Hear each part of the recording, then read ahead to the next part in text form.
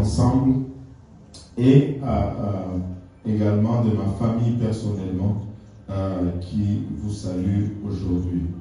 Le Seigneur est très bon. Amen. Amen. Alléluia. Nous servons un Dieu fidèle.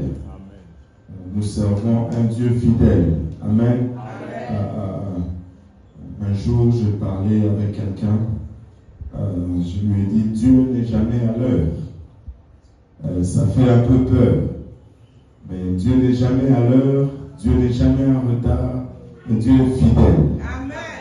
Dieu est fidèle parce qu'il n'est pas lié par le temps. Amen. Nous sommes liés par le temps.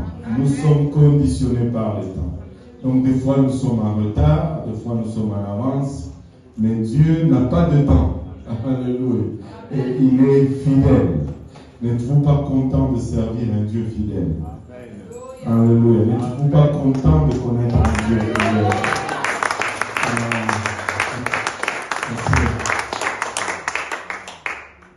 Il sauve, mais il sauve fidèlement. Il guérit, mais il le fait fidèlement. Il ne fait pas aujourd'hui, demain, non. Il le fait avec fidélité. Nous servons un Dieu fidèle. Amen. Alléluia. Vous pouvez... je pense que j'ai besoin... le grand frère.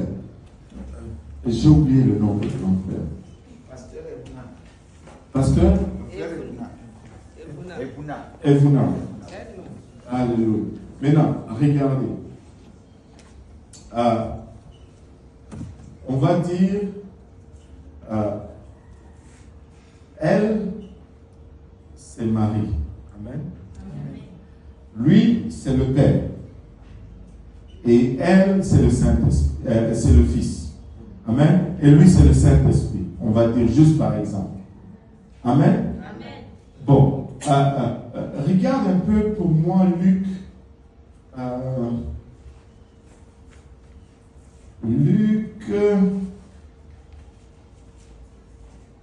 je dois regarder rapidement. Ma mémoire est partie.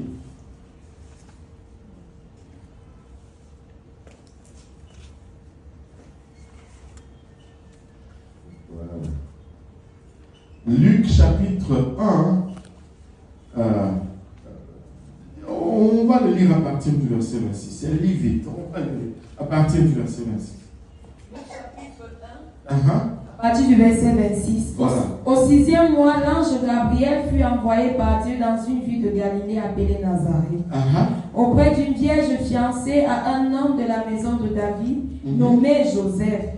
Le nom de la vierge était Marie. Voilà, elle, c'est Marie. L'ange entra chez elle et dit, je te salue, toi à qui une grâce a été faite, le Seigneur est avec toi.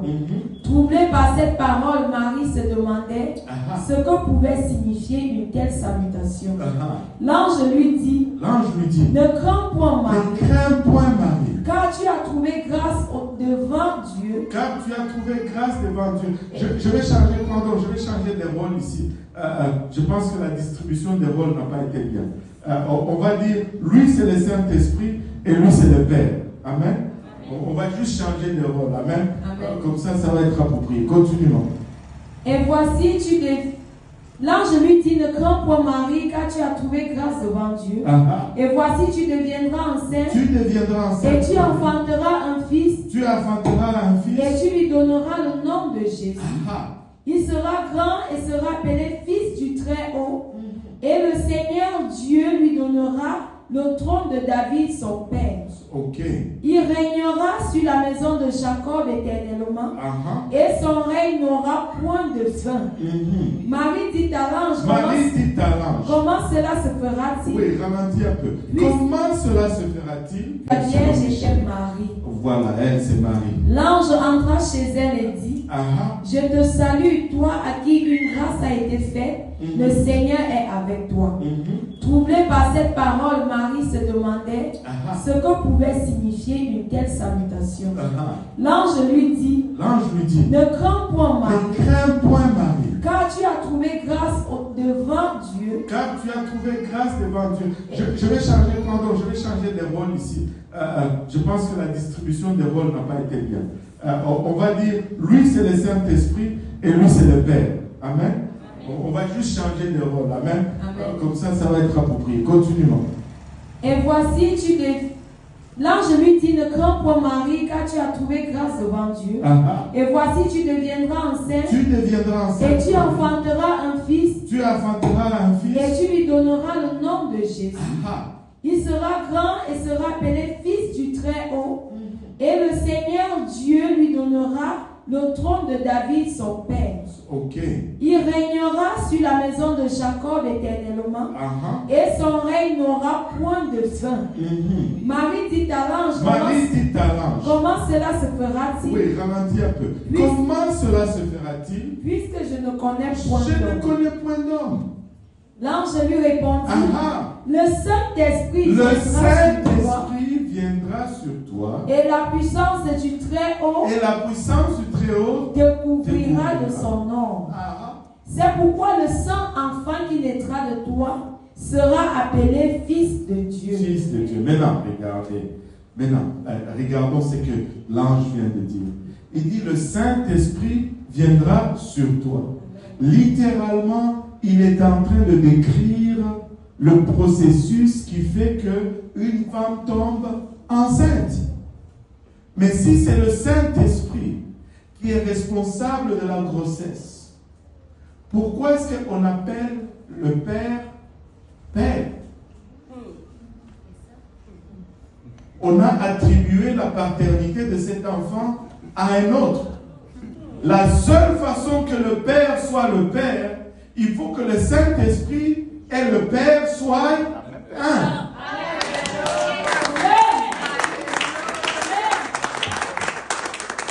La Bible dit que c'est le Saint-Esprit qui a causé la grossesse de Marie.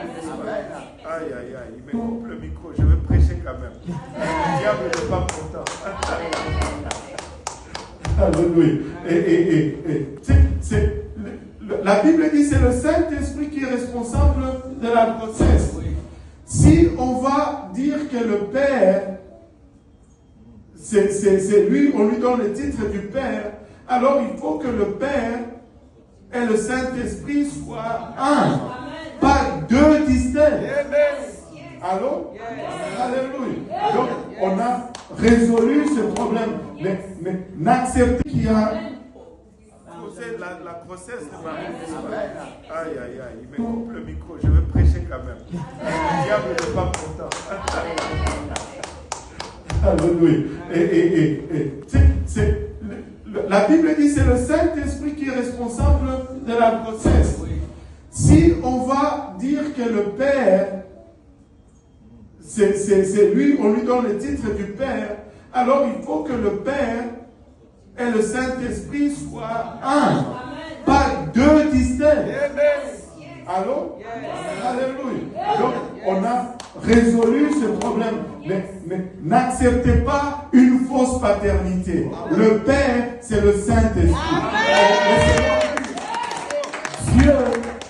Dieu est esprit. On a vu comment Dieu est esprit. Ça, c'est son attribut physique. Physiquement, il est esprit. Mais moralement, il est saint. Ça, c'est son attribut fondamental moral. Quand on dit Saint-Esprit, on n'est pas en train de désigner une autre entité. On est en train de parler du seul esprit d'éternité et le seul esprit qui est saint. Dieu est saint et Dieu est esprit. Saint-Esprit, c'est juste un autre titre pour nommer le seul et unique vrai Dieu d'éternité. Alléluia. Alléluia. Maintenant, je finis avec papa et papa. Je veux garder les deux dames. Vous pouvez retourner. Je veux continuer un peu dans mon illustration. Maintenant, le fils, on a un problème du fils maintenant. On a résolu le problème du père. De deux, on est tombé à un. Maintenant, bon, on a un, le père, et puis le fils. Et on doit résoudre maintenant cela pour arriver à ce que Dieu, la parole de Dieu dit qu'il n'y a que Un seul Dieu. Rappelez-vous, on s'est dit au début, Dieu est esprit. Dieu est esprit. Maintenant, Colossiens chapitre 2, versets 8 et 9.